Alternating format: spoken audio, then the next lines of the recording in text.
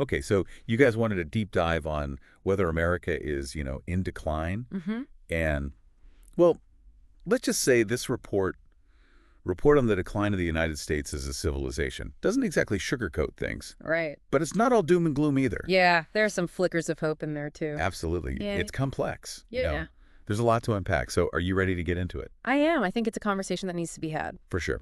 So this report, it kind of zeroes in on four big things that might point to decline: economic troubles, political polarization, Uh, our education system struggling a bit, and our infrastructure. Well, it's seen better days. Let's start with the economy. okay. And I got to say, that $33 trillion national debt, that's Yeah, that's a big number. it's a very large number. What's the story there? Well, it's not just about the size of the debt. It's about what got us here. Decades of decisions on taxes, spending, how much the economy grows. It's complicated. Yeah. But the bottom line is all this debt makes it hard to invest in things we need, like education, Yeah. research, infrastructure, the stuff that builds a strong future, you know? It's like we're trying to run a race, but we're carrying like a Yeah. giant weight. Absolutely. And then you've got this widening gap between the rich and everyone else. Mm. The report says the top 1% of Americans own more than the bottom 90% combined. That just seems, It's a huge disparity. yeah, I mean, what does that even mean for us as a country? Well, it raises serious questions about fairness. Opportunity. Can people actually move up in the world? If wealth is concentrated like that, it can lead to instability, unrest. Things can get shaky. Absolutely. Okay, so let's shift gears to politics.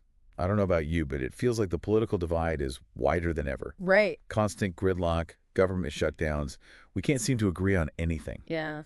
How is that impacting our ability to, actually govern, to get things done? Well, when you have such extreme polarization, it's almost impossible to find common ground. Compromise becomes a dirty word, and that makes it really hard to solve the big problems facing the nation. It's like everyone's yelling at each other Yeah. and nothing actually gets done. Exactly. And you see this playing out in so many areas. Take healthcare. Oh, yeah. We can't even agree on a basic approach, so we end up with a system it's confusing. It's a mess. It doesn't work well for a lot of people. Yeah, how do we even break out of that? That feels tough. It is a challenge. There's no easy answer.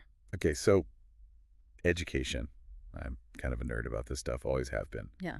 But this report, it says American students are falling behind, like Oh. compared to other developed countries. Yeah. So if our education system isn't keeping up, what does that mean for the long haul for America's future? It has huge implications. Think about it. Our workforce, our ability to innovate, even our standing in the world, it all ties back to education.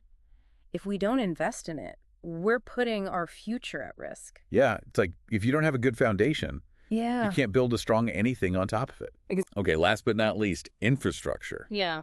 Not exactly a glamorous topic, No. but important nonetheless.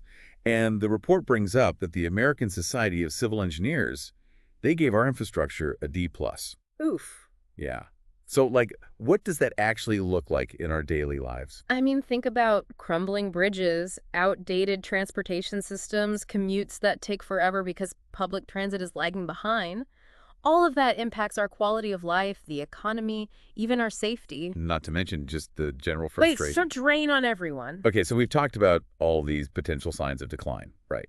But to be fair, the report also says America still has some serious strengths. Absolutely. So what are those bright spots? Well, I mean, the U.S. is still a powerhouse when it comes to technology. Our Oh. tech companies are global leaders. We attract brilliant minds from all over the world. We're still the place to be. And our universities are top-notch. They draw students internationally because they offer a quality of education that's hard to beat. For sure. And I think even with all the challenges we've talked about, American democracy, it's shown a remarkable ability to adapt and, bounce back. It has a history of resilience, that's for sure. So I want to hear from you guys, our listeners. What really stands out to you from all this? Which of these signs of decline are you most worried about? And do those strengths we just talked about, do they give you hope? We want to hear your thoughts. And I think the important thing to remember is that we're not just passive observers in all of this. Right. We can be part of the solution. We can engage in thoughtful discussions, be active in our communities, support initiatives that address these challenges. Our future isn't set in stone. It's shaped by the choices we make today. That's a powerful message. This report focused on America, but we're living in a globalized world, right? Mm. So how do you think these global dynamics, the rise of other nations, the changing economic landscape, how do all those factors impact where America's headed? It's something to think about for sure. Thanks for joining us for this deep dive. Keep those conversations going, and we'll catch you next time. See you then. Bye.